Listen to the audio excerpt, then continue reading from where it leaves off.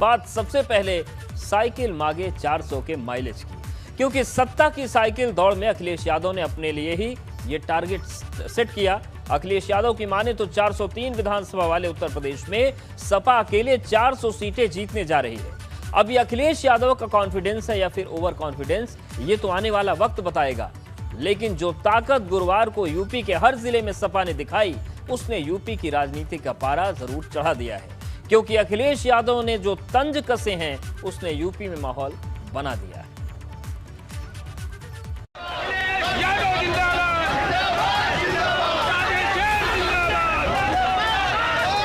गंगा में लाश बहाने के में नंबर 1, उत्तर प्रदेश कोरोना बीमारी के दौरान दवाइयों की कालाबाजारी करने में नंबर 1।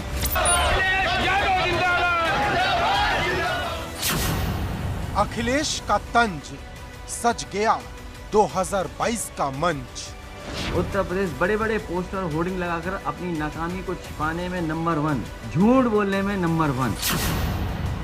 साइकिल यात्रा से परिवर्तन की पॉलिटिक्स, 22 में बाइसिकल लगा पाएगी सियासी 6।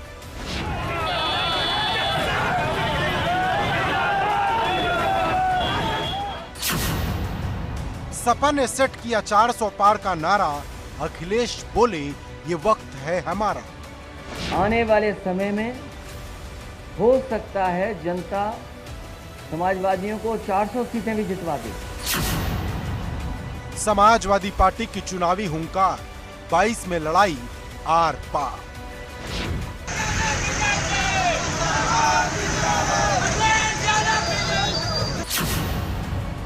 सत्ता के लिए साइकिल की दौड़,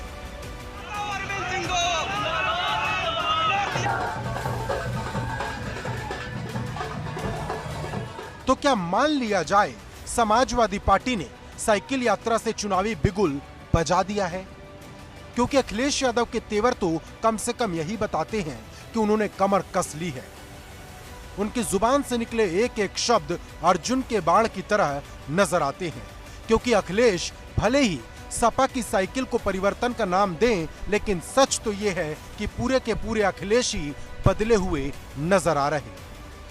तो देश के करोड़ों कुपोषित बच्चों में सबसे ज्यादा है कुपोषित बच्चे अगर कहीं हैं, कुपोषण के शिकार कहीं बच्चे हैं तो उत्तर प्रदेश में उत्तर प्रदेश सबसे नंबर 1 पर है। गंगा में लाश बहाने के में नंबर 1, उत्तर प्रदेश कोरोना बीमारी के दौरान दवाइयों की कालाबाजारी करने में नंबर 1, उत्तर प्रदेश सम्मानित नागरिकों को बिना इलाज के मारने में number 1, custodial death, judicial death में नंबर 1, झूठ बोलने में नंबर 1। अभी तक समाजवादी पार्टी सिर्फ 350 सीट जीतने का दावा कर रही थी, लेकिन अब अखिलेश यादव 400 सीट जीतने का दम भर रहे हैं। भारतीय जनता पार्टी ने अभी तक उत्तर प्रदेश की सरकार ने अपना मैनिफेस्टो नहीं खोला है। भारतीय जनता पार्टी के लोग मैनिफेस्टो बनाते हैं, मैनिफेस्टो नहीं मैनिफेस्टो बनाते हैं। इनके लिए पॉलिटिक्स बिजनेस है। आने वाले समय में हो सकता है जनता समाजवादियों को 400 सीटें भी जितवा दे। अभी तक तो हम 350 बोलते थे, लेकिन जिस तरह की नाराजगी जनता के बीच में है, हो सकता है 400 सीटें जीत जाए। तो देश के करोड़ों कुपोषित बच्चों में सबसे ज्यादा है कुपोषित बच्चे अगर कहीं हैं, कुपोषण के शिकार कहीं बच्चे हैं तो उत्तर प्रदेश में उत्तर प्रदेश सबसे नंबर 1 पर है। गंगा में लाश बहाने के में नंबर 1, उत्तर प्रदेश कोरोना बीमारी के दौरान दवाइयों की कालाबाजारी करने में नंबर 1, उत्तर प्रदेश सम्मानित नागरिकों को बिना इलाज के मारने में number 1, custodial death, judicial death में नंबर 1, झूठ बोलने में नंबर 1। अब ये अखिलेश का ओवर कॉन्फिडेंस है या विश्वास, लेकिन यूपी के जिले जिले से आई ये तस्वीर बताती है कि समाजवादी पार्टी ने यूपी में चुनावी बिगुल फूंक दिया है, क्योंकि अब यूपी चुनाव में सिर्फ 5 से 6 महीने का वक्त बचा है और अब सपा अपने पक्ष में माहौल बनाने के लिए मैदान में उतर आई है। इस उत्तर प्रदेश के अंदर 7 से 8 लाख लोग कोरोना से अपनी जीवन लीला समाप्त कर चुके हैं, लेकिन राज्य सरकार और भारत सरकार लगातार गलत बयानी कर रही है, लगातार झूठ बोल रही है। जनता के दिमाग में आ गया है कि बीजेपी झूठ बोलने की मशीन है और झूठ बोल बोल करके कब तक गुमराह करेंगे देश के लोगों को। ये देश हमारा दुनिया में सबसे अच्छा देश माना जाता था, इसको बिगाड़ने का काम बीजेपी कर रही है। कोई कार्य नहीं कर रही सरकार, खाली एक कार्य कर रही है, खाली छुपाने का कार्य कर रही है। जो भी घटनाएं होती हैं आपने कोरोना काल में भी देखा होगा और कन्नौज ने भी बहुत परिस्थितियों का सामना किया है। लोगों ने अपने परिजनों को खोया है, ऑक्सीजन की कमी रही है, दवाइयों की कमी रही है, कोई व्यवस्था नहीं रही है। उत्तर प्रदेश और केंद्र की भारतीय जनता पार्टी की सरकार है, हर मुद्दे पर फेल हो गई, हर दशा में फेल हो गई है। महंगाई चरम सीमा पे है, भ्रष्टाचार चरम सीमा पर है, बलात्कार चरम सीमा पर है। साइकिल यात्रा को सफल बनाने के लिए सपा ने गजब की रणनीति बनाई। अब हर जिले में अपने कद्दावर नेताओं को जिम्मेदारी सौंपी गई है। लखनऊ में कमान खुद अखिलेश यादव ने संभाली और हजारों समर्थकों के बीच जनेश्वर पार्क तक साइकिल चलाई। कन्नौज में डिंपल यादव ने मोर्चा संभाला। बरेली में साइकिल यात्रा को सफल बनाने की जिम्मेदारी यूपी प्रदेश अध्यक्ष नरेश उत्तम के कंधों पर थी, तो बाराबंकी में अरविंद सिंह, आजमगढ़ में सपा के कद्दावर नेता रमाकांत यादव और फिरोजाबाद में रामगोपाल यादव के बेटे अक्षय यादव ने कमान अपने हाथों में ली और 22 में सत्ता की दौड़ के लिए जमकर साइकिल चली। आप देख सकते हैं किस तरीके से यहाँ पर जो युवा है वह साइकिल रैली निकाल रहे हैं। कहाँ से हम लोहिया पार्क से चालू करके चौधरी चरण सिंह की मूर्ति पे समापन होगा माननीय राष्ट्रीय अध्यक्ष अखिलेश यादव जी के आह्वान में। क्या मुद्दे ये है कि जिस तरह से हाहाकार मचा हुआ है, बेरोजगारी है, कोरोना में इतनी लापरवाही आई है सामने की, जनता त्रस्त हो चुकी है। सरकार को उखाड़ के फेंकने के लिए माननीय राष्ट्रीय अध्यक्ष जी अखिलेश यादव जी के नेतृत्व में ये साइकिल यात्रा निकाली जा रही है, जिससे एक मैसेज जाए जनता तक। आगरा में साइकिल यात्रा बिजली घर चौराहे से शहीद स्मारक तक निकली, जहां महंगाई से जुड़े मुद्दों पर सपा ने जमकर हल्ला बोला। महंगाई, बेरोजगारी और तमाम मुद्दों को लेकर आज पूरे उत्तर प्रदेश में समाजवादी पार्टी की पंडित जनेश्वर मिश्रा की जन्म जयंती के अवसर पर साइकिल यात्रा निकाली जा रही है।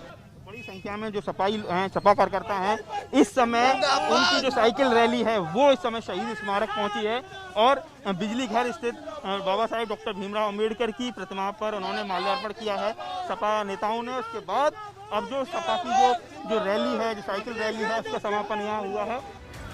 एक तरह से साइकिल यात्रा के जरिए सपा ने सूबे के हर जिले में परिवर्तन की लकीर खींच दी है। अब समाजवादी पार्टी की ये कोशिश 22 में रंग लाती है या नहीं, ये तो देखना होगा। फिलहाल ये तय है कि सत्ता की दौड़ में साइकिल अपने टॉप गियर में आ गई है। Bureau report, ABP Ganga. Sapa ने सिर्फ साइकिल यात्रा नहीं निकाली, बल्कि ब्राह्मणों को साधने के लिए प्रबुद्ध सम्मेलन की भी शुरुआत कर दी है और इसके लिए उस धरती को चुना जो मंगल पांडे की जन्मभूमि है, जो समाजवादी पार्टी के कद्दावर नेता रहे जनेश्वर मिश्र की जन्मभूमि है। हम बात कर रहे हैं बलिया की, जहां से सपा ने अपने मिशन ब्राह्मण का आगाज किया है। सपा की नजर 11 से 12% वाले ब्राह्मणों पर है, लेकिन बड़ा सवाल यह है कि इन वोटों के दावेदार कई हैं। ऐसे में किसे मिलेगा ब्राह्मणों का साथ, ये सवाल है। ये रिपोर्ट देखिए।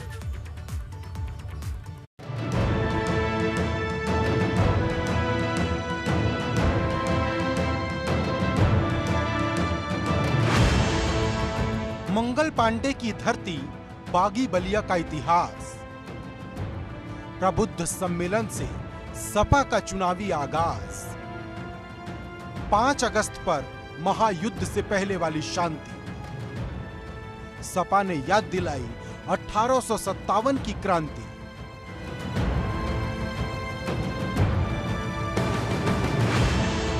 कहने को समाजवादी पार्टी ने सूबे के हर जिले में साइकिल यात्रा निकाली, हर जिले में अपनी मजबूती विरोधियों को दिखाई, लेकिन जो तपन बागी बलिया की धरती पर नजर आई वो कहीं और नहीं नजर आई।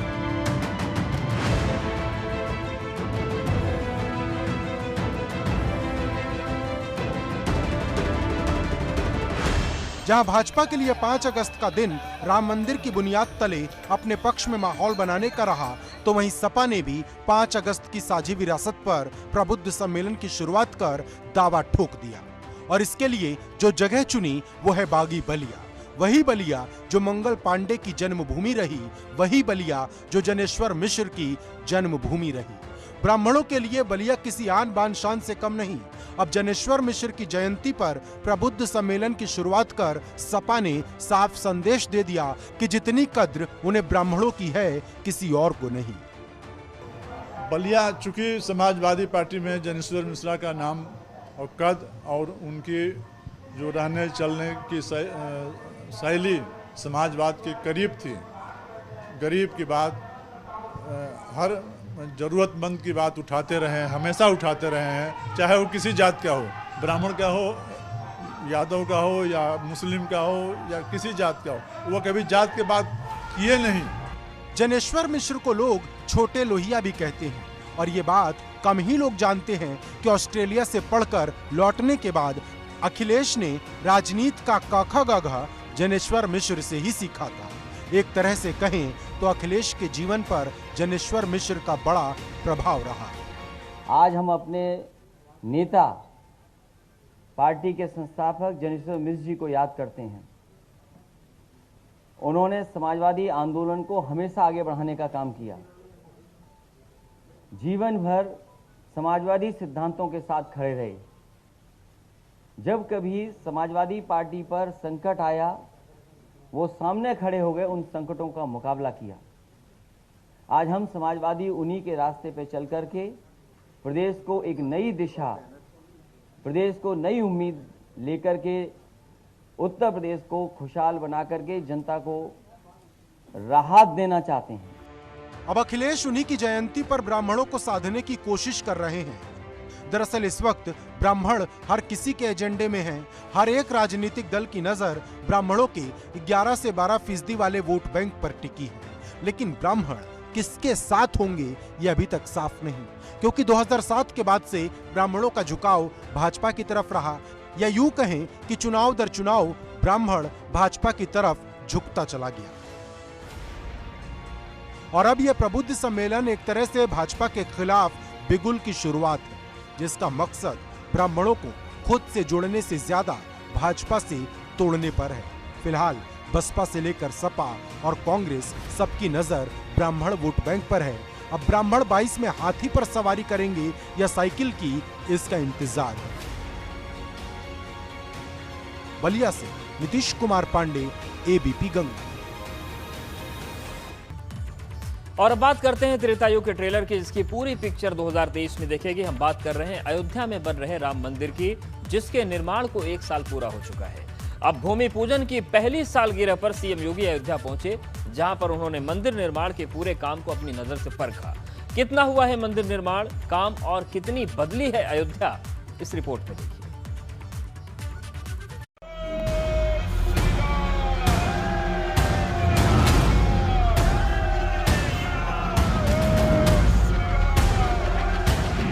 मंदिर निर्माण का पहला साल, एबीपी गंगा पर अयोध्या का पूरा हाल।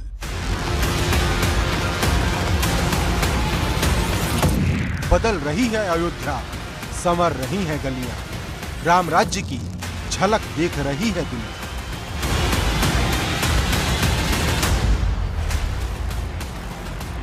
अयोध्या में योगी का जय श्री राम 2023 में पूरा हो जाएगा मंदिर निर्माण का पूरा काम।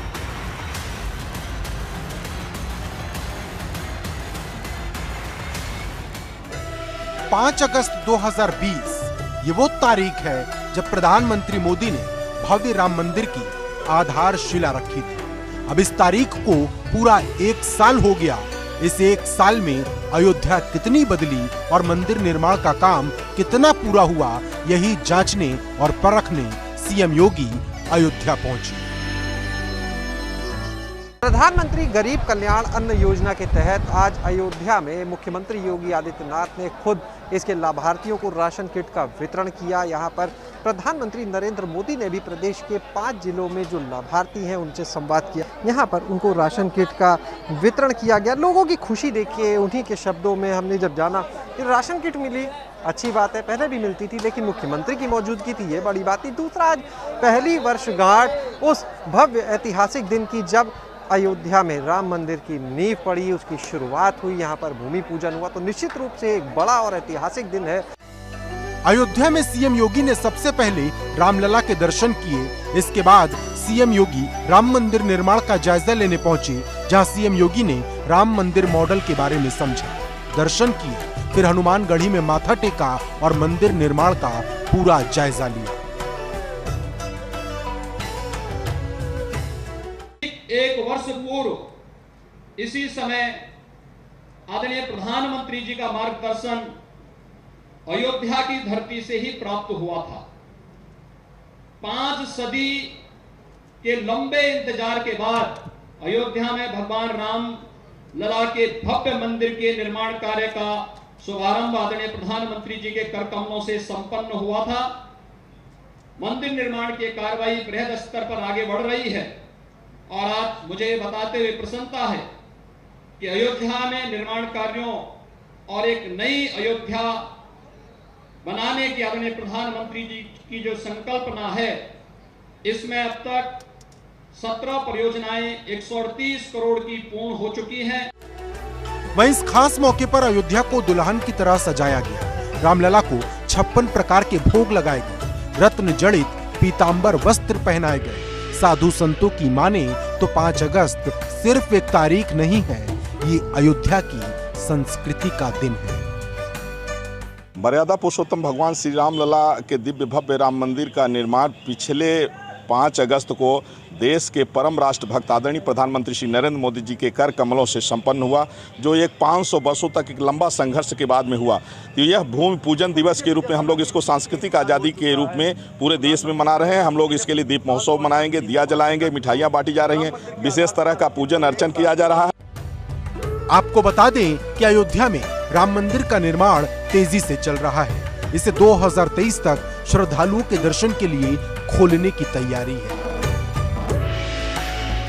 मौका भले ही प्रधानमंत्री गरीब कल्याण अन्न योजना के तहत राशन वितरण और अयोध्या में राम मंदिर निर्माण के लिए हुए भूमि पूजन की पहली वर्षगांठ का रहा हो, लेकिन निशाना 2022 ही नजर आया। प्रधानमंत्री नरेंद्र मोदी ने अपने संबोधन में एक तरफ योगी सरकार के कामकाज की जमकर तारीफ की तो दूसरी ओर विपक्षियों पर निशाना भी साधा। प्रधानमंत्री ने साफ कहा कि यूपी के सीएम सिर्फ योगी ही नहीं बल्कि कर्मयोगी भी हैं और उन्होंने योगी सरकार में जो प्रदेश में कामकाज हुए उसकी जमकर सराहना की, तारीफ की।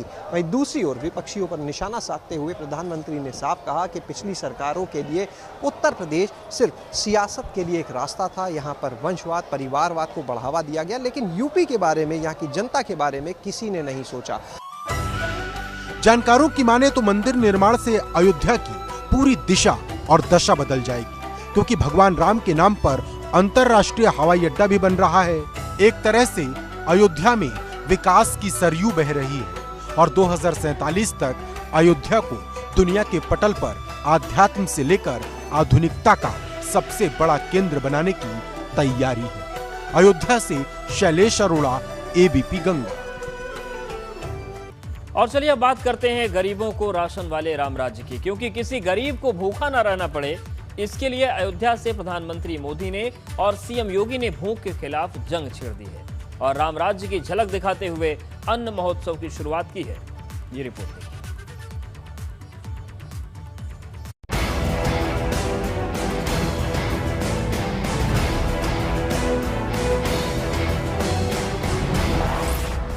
अयोध्या से भूख के खिलाफ अन्न क्रांति। पीएम मोदी और सीएम योगी ने दिया राम राज्य का संदेश। निशुल्क अन्न वितरण, सबको राशन, सबको पोषण। पीएम किसान सम्मान निधि का जो पैसा मैं भेजता हूँ, हाँ, वो आपको मिल जाता है? हाँ, मिल जाता है, खाते में जाता है। 5 अगस्त की तारीख को और ज्यादा ऐतिहासिक बनाने के लिए पीएम मोदी और सीएम योगी ने सूबे में अन्न महोत्सव की शुरुआत कर दी है। खुद पीएम मोदी ने वर्चुअल तरीके से इस योजना का शुभारंभ किया और गरीबों को भरपेट भोजन देने का वादा कर राम राज्य की झलक दिखाई। आज की ये 5 अगस्त की तारीख बहुत विशेष बन गई है, बहुत महत्वपूर्ण बन गई है। इतिहास इसको सालों तक दर्ज करेगा। यही 5 अगस्त है जब पिछले साल कोटि कोटि भारतीयों ने सैकड़ों साल बाद भव्य राम मंदिर के निर्माण की तरफ पहला कदम रखा। आज अयोध्या में तेजी से राम मंदिर का निर्माण हो रहा है। अन्न महोत्सव के इस मौके पर खुद सीएम योगी अयोध्या में मौजूद थे। वहीं पीएम मोदी वीडियो कॉन्फ्रेंसिंग के जरिए जुड़े। इस दौरान पीएम मोदी ने योगी को कर्मयोगी बताते हुए जमकर तारीफ की, तो वहीं सीएम योगी ने भी पीएम मोदी के सम्मान में कोई कसर नहीं छोड़ी। उत्तर प्रदेश के मुख्यमंत्री योगी भी है, कर्मयोगी भी है। ऐसे हमारे योगी आदित्यनाथ जी और हमारे योगी जी की सरकार ने तो बीते 4 सालों में एमएसपी पर खरीद में हर साल नए नए रिकॉर्ड बनाए। कोविड-19 के पहली लहर की आहट के दौरान ही आदरणीय प्रधानमंत्री जी ने देश को सतर्क करते हुए कुछ आवश्यक मार्गदर्शन किया था और समय समय पर उनका योग्य मार्गदर्शन पूरा देशवासियों को प्राप्त होता रहा। हम विगत 1 वर्ष से जिसे एक अन्न योजना की, प्रधानमंत्री गरीब कल्याण अन्न योजना के जिस बड़े अभियान के माध्यम से उस हरेक जरूरतमंद को गरीब कल्याण योजना के माध्यम से प्राप्त होने वाली इस अन्न योजना के साथ जुड़ रहे हैं, यह देश का और दुनिया का सबसे बड़ा अभियान है। अन्न महोत्सव के दौरान पीएम मोदी ने लाभार्थियों से संवाद भी किया, ये जानने के लिए कि सरकार की योजना का फायदा उन्हें मिल भी रहा है या नहीं। तो बबीता जी, आप क्या खेती करती हैं? हाँ सर, खेती करती हूँ। खेती करती हैं, अच्छा। हाँ। अच्छा, पीएम किसान सम्मान निधि का जो पैसा मैं भेजता हूँ, हाँ, वो आपको मिल जाता है? हाँ मिल जाता है, खाते में जाता है। सीधा खाते में आ जाता है? हाँ, खाते में आ जाता है। बीच में कोई पैसा कटकी करता नहीं है ना? ना, ये कोई दिक्कत नहीं। अच्छा।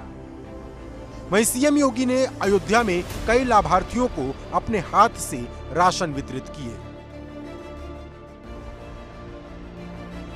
आपको बता दें कि इस योजना के तहत प्रति व्यक्ति को 5 किलो गेहूं और चावल मिलेगा। इस योजना के शुरू होने पर जहां लाभार्थियों में खुशी की लहर है, क्योंकि अब दिवाली तक अन्न की कोई टेंशन नहीं, सबको भरपेट भोजन नसीब होगा। आज यहाँ से जो है हमें सरकार से 10,000 बैग पूरे जिले में आए हैं, जिनमें 25-25 बैग सभी डीलर्स को दिए गए हैं। ये फ्री योजना, अन्न योजना है सरकार की। कोविड-19 की वजह से लोग, कोई भी आदमी भूखा ना सोए। एक तरह से अन्न योजना के जरिए केंद्र की मोदी सरकार और सूबे की योगी सरकार ने यूपी चुनाव से पहले 15 करोड़ की ग्रामीण आबादी को साधने की कोशिश की है, क्योंकि सरकार का पूरा फोकस योजनाओं के जरिए गांव पर है। अब विपक्ष सरकार की इस अन्न क्रांति से कैसे निपटता है, ये देखना होगा, क्योंकि जब चुनाव होगा तो सरकार अपनी हर योजना का जिक्र करेगी और एक एक वोट को योजनाओं की कसौटी पर कसा जाएगा। Bureau report, ABP Ganga.